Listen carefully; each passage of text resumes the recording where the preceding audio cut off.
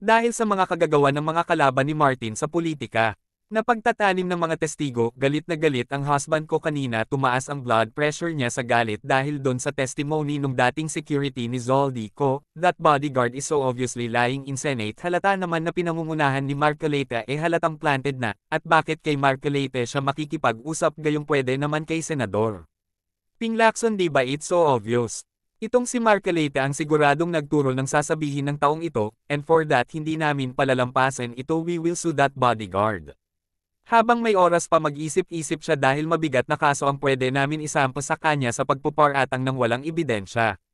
According to my husband, after his treatment we will file charges to that guy as soon maging kick na ang kalagayan ni Martin, kasi as of now sa sobrang sakit ng loob at galit niya kanina muntik siyang ma-stroke sa taas ng blood pressure niya kaya pinayo ng kanyang doktor na mag-relax muna at umiwas muna sa stress. We will see you in court, Mr.